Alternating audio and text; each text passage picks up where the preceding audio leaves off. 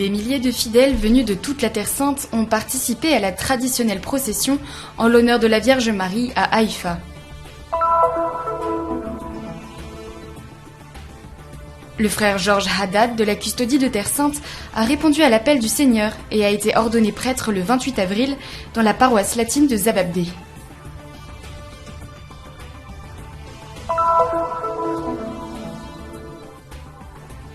Découverte des ruines de l'église de Katisma, où l'on vénérait le rocher sur lequel la Vierge Marie se serait reposée sur la route vers Bethléem alors qu'elle était enceinte.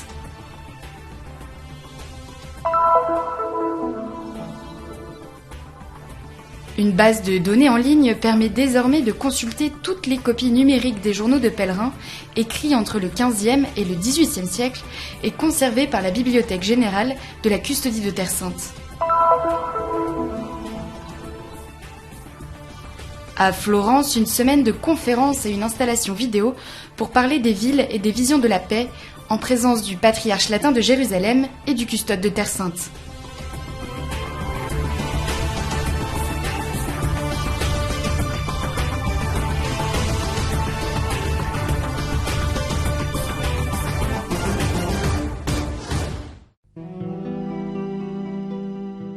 Le 30 avril dernier, la ville de Haïfa a vécu la traditionnelle et populaire procession de la Vierge Marie, connue sous le nom de Montée de la Vierge.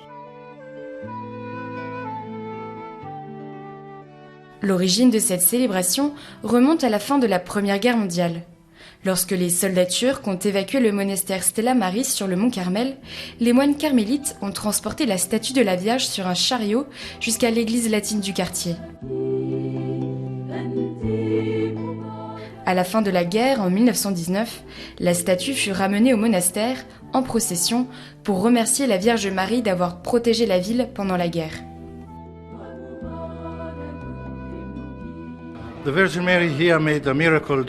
La Vierge Marie a fait un miracle ici, en des temps difficiles. Et ce qu'elle nous dit en ces jours, c'est de ne pas avoir peur. De ne pas avoir peur de quoi que ce soit, mais de regarder devant nous, unis. Et c'est très important. Unis en tant que communauté chrétienne pour affronter tous les problèmes qui pourraient surgir.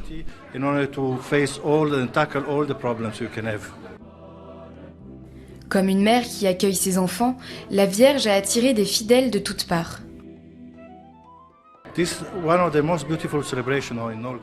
C'est l'une des plus belles célébrations de toute la Galilée parce qu'elle rassemble les chrétiens de tous les pays, même de Bethléem.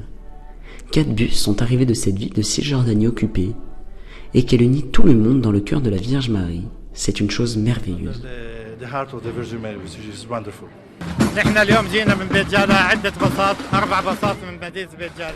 Nous sommes venus de Beth Rala pour honorer la Vierge Marie. Même si les chrétiens sont de moins en moins présents sur cette terre, nous soulignons notre foi, notre appartenance et nos racines chrétiennes sur cette terre par notre présence lors de ces fêtes.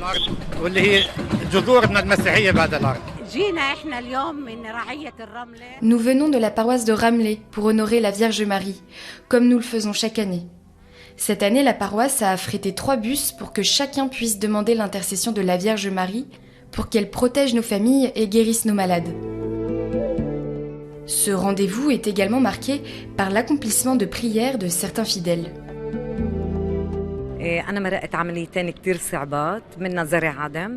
J'ai subi 2 opérations chirurgicales complexes et la probabilité de guérison était minime.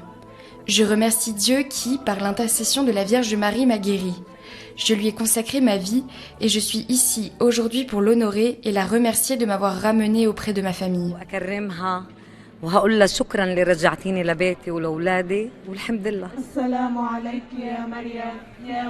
Des hymnes mariaux ont été chantés tout au long du parcours, tandis que la musique des fanfares scouts a ajouté une atmosphère joyeuse à la célébration.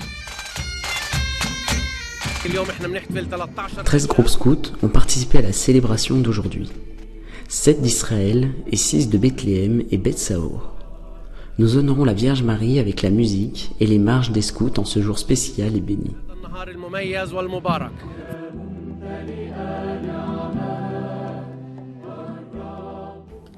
Une prière de clôture a eu lieu dans la cour du monastère Stella Maris. Le patriarche a souligné le besoin de vocation à la vie consacrée pour l'Église et a demandé l'intercession de la Vierge pour que le Seigneur protège toutes les familles chrétiennes.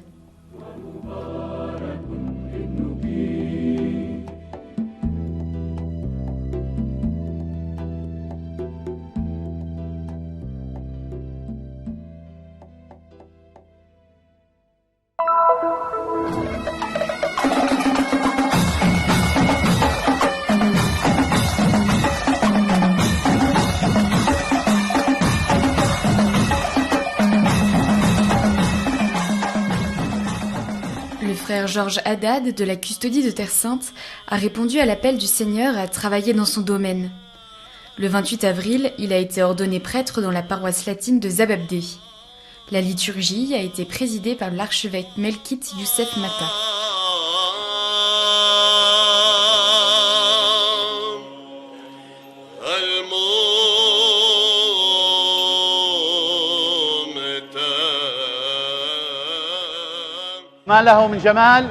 Nous célébrons, selon la liturgie grecque catholique melkite, dans l'église latine de la Visitation, l'ordination sacerdotale d'un frère franciscain. C'est la Sainte Trinité qui nous unit en une seule église bénie.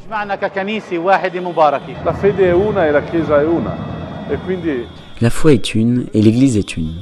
Je crois que cette célébration a montré la beauté de la variété et de la richesse des rites de l'église. presente all'interno anche dei riti della Chiesa.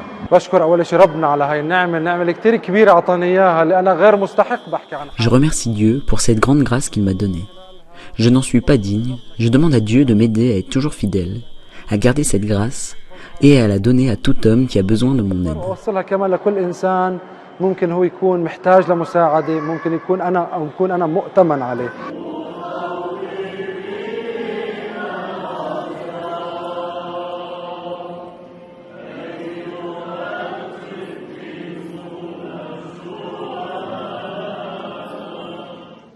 Francesco Patton, custode de Terre Sainte, les frères franciscains de la custodie, ainsi que de nombreux amis et parents du frère Georges ont assisté à la messe.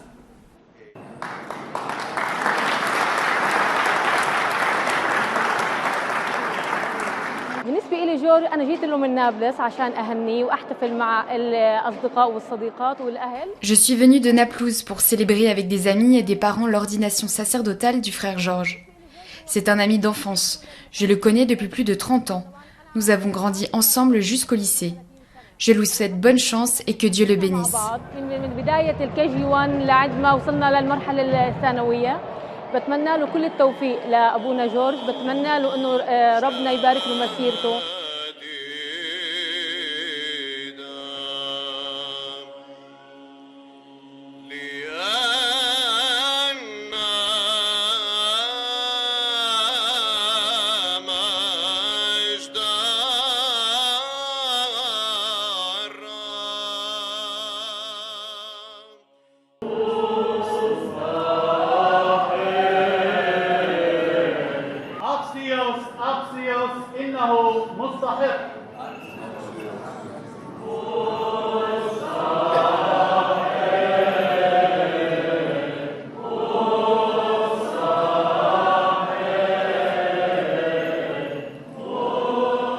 Le moment où les parents de frère Georges ont embrassé le nouveau prêtre a été particulièrement émouvant.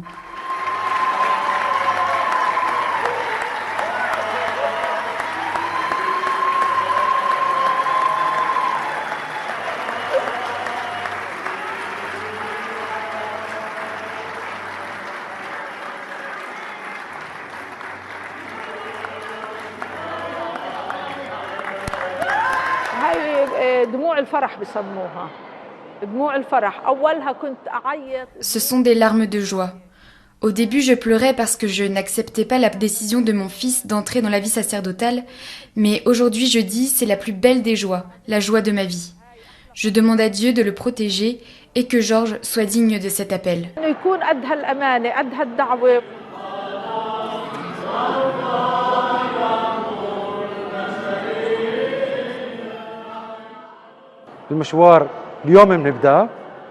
Aujourd'hui, j'ai commencé mon voyage. Vos prières me soutiennent et me donnent de la force chaque jour. Et comme l'a dit saint Paul dans la phrase que j'ai choisie comme devise, je peux tout en celui qui me donne la force. La prière est en effet notre force, et le Christ est le plus grand soutien dans son amour et ses dons pour nous.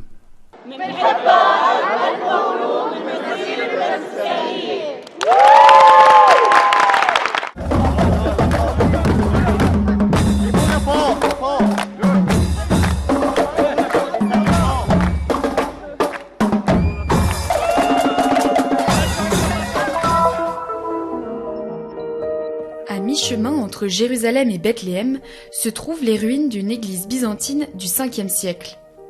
Son existence est restée oubliée jusqu'à ce que des travaux d'élargissement de la route permettent sa redécouverte en 1922.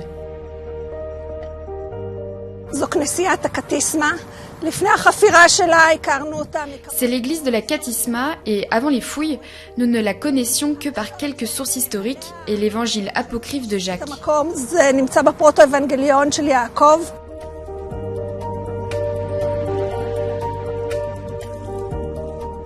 Jacques raconte que, alors que Marie et Joseph étaient en route pour Bethléem et que la naissance de Jésus était imminente, Marie, fatiguée par le voyage, descend de l'âne pour se reposer.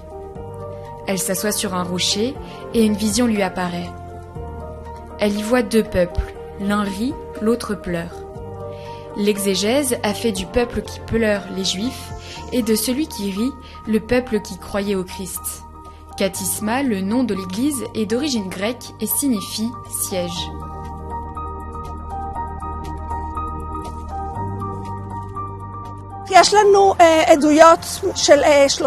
Nous avons les témoignages de 3 pèlerins du VIe siècle. L'un d'eux raconte qu'un certain Rubicus est venu ici et a pris une partie du rocher sur lequel Marie s'était assise pour en faire un autel dans une église qu'il avait construite à Constantinople.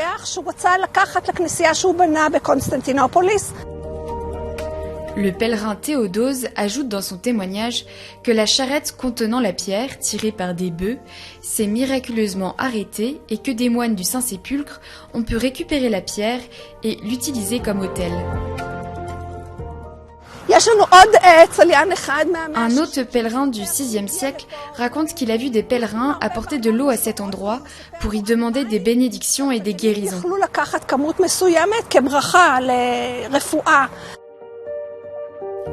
La chercheuse Rina Avner a supervisé les fouilles sur le site. Pour elle, la Katisma est la plus grande église de ce type découverte en Israël. Ce serait même la plus ancienne église au monde dédiée au culte de Marie. Nous savons qu'avant même que le 15 août ne soit fixé comme la date de la fête de l'Assomption de Marie au ciel, cette date était célébrée ici, dans l'église de Katisma. Le 15 août commémorait alors le repos de la Vierge en ce lieu. L'église était de forme octogonale. Au centre, le rocher vénéré. Au sol, des pavés de marbre précieux et de mosaïques. L'espace extérieur était divisé en plusieurs chapelles. À l'époque omeyyade, les musulmans s'emparent du site et l'occupent. La partie sud de l'église est transformée en mihrab. La figure de Marie est importante pour les musulmans et leur dévotion pour la mère de celui qu'ils considèrent comme le messager Jésus s'exprime par une mosaïque représentant un arbre passant devant 2 petits palmiers. Le musulman qui a réalisé la peinture a vu le palmier qui a aidé Marie mentionné dans le récit coranique. Comme il est interdit aux musulmans de représenter des personnes dans les lieux de culte, il a remplacé l'image de Marie par le dessin d'un petit arbre. Aujourd'hui, les traces de l'église de Katisma sont négligées et silencieuses, mais elles témoignent de la ferveur du culte dédié à Marie.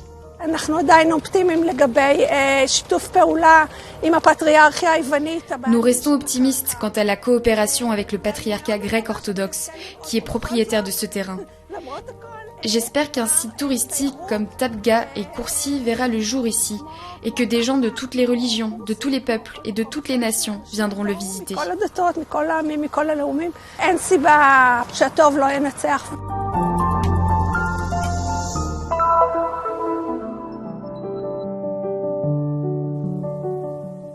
Les rayons de la Bibliothèque générale de la Custodie de Terre Sainte conservent d'anciens carnets de voyage de pèlerins en Terre Sainte. Un trésor précieux, désormais à portée de clic, grâce au projet de bibliothèque numérique.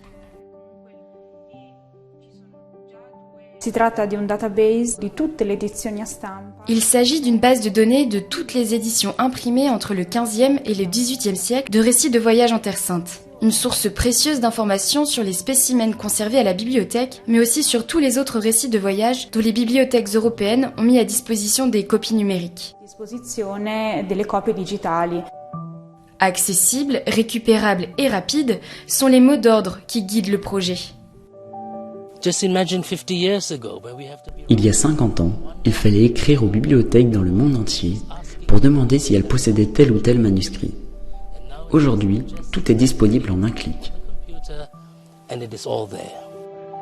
Le projet, présenté fin avril, s'appuie sur des travaux antérieurs, notamment le catalogue Itinera ad Loca Santa d'Alessandro Tedesco, publié en 2017. Il est soutenu par la Custodie de Terre Sainte, l'association Pro Terra Sancta et le Centre européen de recherche, livres, éditions, bibliothèques, CRELEB, sous la direction de Marco Caleggiari et Fabrizio Fossati. La bibliothèque numérique est accessible directement à partir du site web de la bibliothèque. L'outil de recherche, en italien et en anglais, est composé de 5 champs qui permettent d'affiner la recherche et d'inclure la date ou l'époque de la publication. Pour chaque résultat, des hyperliens renvoient aux différentes copies disponibles en ligne.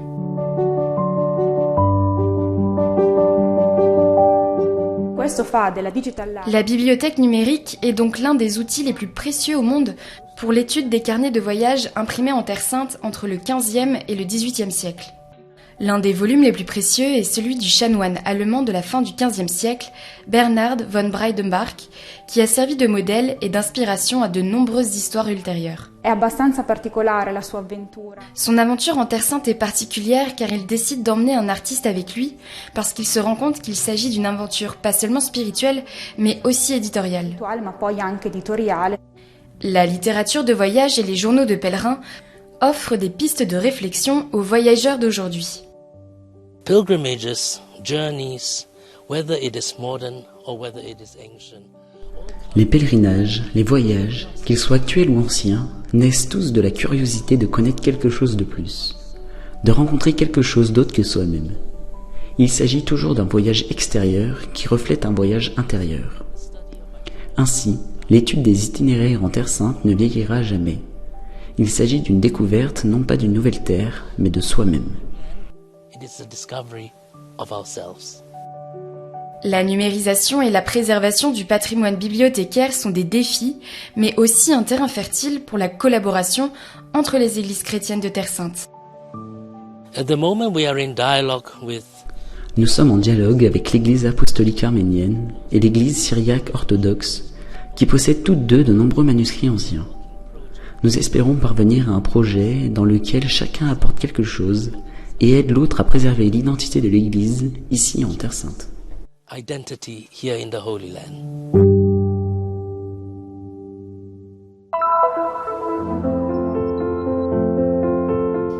La ville comme lieu de rencontre, de dialogue, de communauté et de paix. C'est l'idée derrière l'événement Florence-Jérusalem qui s'est tenu fin avril dans la ville italienne promue par la ville de Florence, Muse et le commissariat de Terre Sainte de Toscane. Un voyage idéal, soutenu par une installation vidéo immersive et diverses rencontres, dans lequel les histoires, les identités et les défis des villes de Florence et de Jérusalem s'entrecroisent. Ce projet parle d'histoire, du passé, de villes, mais aussi d'aujourd'hui et de nous. Il nous amène à nous interroger sur où nous sommes et ce que nous faisons pour nos villes. Dans cette rencontre de personnes, cherchez toujours l'harmonie. Là est un lieu où se compose la plénitude de l'humain, et donc aussi la possibilité d'une concorde et d'une paix auxquelles nous aspirons tous. Sa béatitude Pierre Battista Pizzaballa, patriarche latin de Jérusalem, a participé avec l'archevêque de Florence au panel Vision de paix dans la ville plurielle. Une alliance entre les villes est indispensable pour maintenir vivant ce dont la paix a tant besoin. Le sens de la communauté, le sens de l'appartenance à l'autre.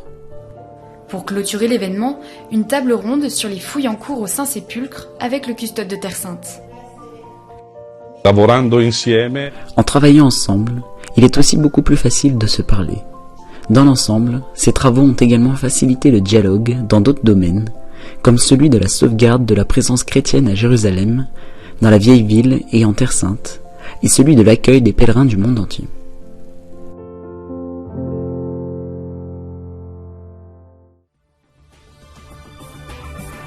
Un geste de solidarité pour soutenir les lieux saints et les besoins des frères sur la terre de Jésus. Nous collaborons à la mission de la custodie de Terre Sainte. Nos comptes se trouvent dans le QR code, le code QR.